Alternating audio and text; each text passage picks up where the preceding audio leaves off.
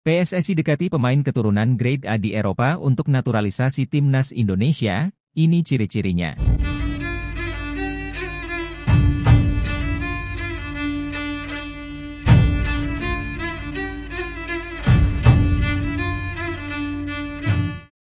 Proses naturalisasi pemain untuk timnas Indonesia terus berlanjut. Terkini PSSI tengah mendekati pemain keturunan di Eropa untuk posisi penyerang. Ketum PSSI Erick Thohir masih merahasiakan sosok pemain yang tengah diburu PSSI. Begitu juga dengan Waketum PSSI Zainuddin Amali. Hanya saja, Zainuddin Amali sedikit memberikan bocoran ciri-ciri pemain yang tengah di dekat PSSI. Dia memastikan pemain itu dari Eropa, Grade A, yang usianya masih muda namun matang untuk membela timnas senior. Usianya masih muda, berposisi sebagai penyerang, soal ketajaman, lihat saja nanti di lapangan, kata Amali saat bincang-bincang dengan awak media. Usianya masih di bawah 25 tahun dan levelnya sudah senior, tapi sudah jadi pemain inti di klubnya, imbuhnya. Saat ini, PSSI masih dalam proses pengumpulan dokumen. Siapa calon penyerang keturunan baru untuk timnas Indonesia pun masih teka-teki. Jelasnya, PSSI saat ini tengah memproses 4 pemain keturunan untuk dinaturalisasi. Mereka adalah Marten Paes, Nathan Choyaon, Tom Hai dan Ragnar Oratmangoen. Vietnam ketar-ketir timnas Indonesia bakal tambah pemain naturalisasi dari Eropa. Kondisi ini mengancam timnas Vietnam yang bakal berhadapan kembali dengan tim Garuda di putaran kedua kualifikasi Piala Dunia 2026. Persatuan Sepak Bola Seluruh Indonesia, PSSI, menyebut tengah memproses naturalisasi beberapa pemain keturunan Indonesia yang berkarier di Eropa. Hal itu diungkapkan anggota eksekutif Komite, Exco, PSSI Arya Sinulinga di media sosial. Beberapa pemain keturunan baru akan segera diproses, tulis Arya lewat Instagram pribadinya.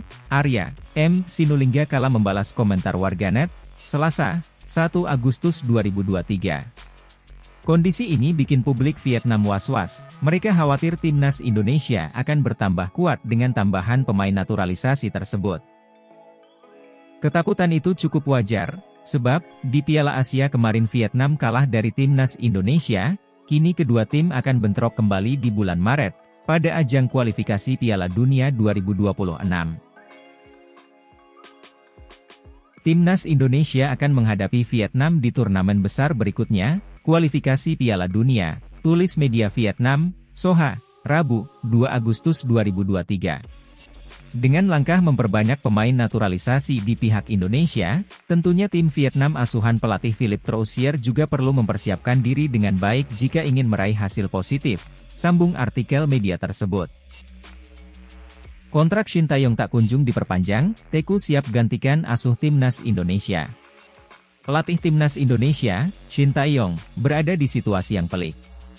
Masih terikat kontrak bersama tim Garuda hingga Juni 2024, namun ia mengakui sudah dilirik negara lain. Hal tersebut diucapkan Shin Tae-yong kepada media Korea Selatan, Sports Han, setelah timnas Indonesia tersingkir pada 16 besar Piala Asia 2023.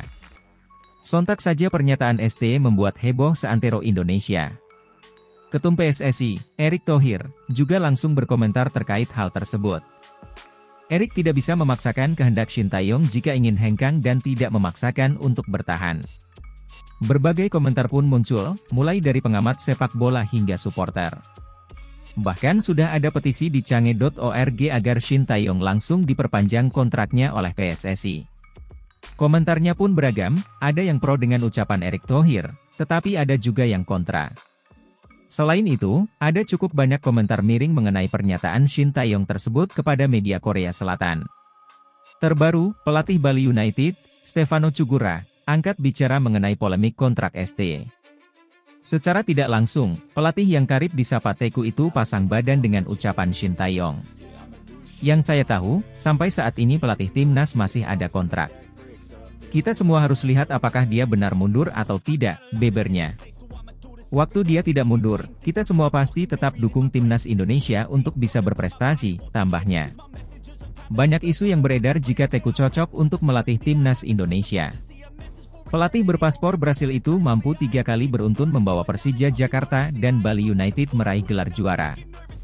Teku pun buka suara terkait rumor mengasuh timnas Indonesia. Bukan kali ini saja isu ex-pelatih Persija Jakarta itu cocok menukangi timnas Indonesia. Berapa tahun lalu, dia juga sempat diisukan akan menangani tim Garuda. Kalau soal itu, saya masih menghargai kontrak bersama Bali United saat ini. Tetapi waktu dia, Shin Tae-yong, keluar, kami siap kerja ketika timnas Indonesia butuh bantuan di sana, tutupnya. Perlu diketahui, kontrak Stefano Cugura bersama Bali United akan berakhir pada 2025.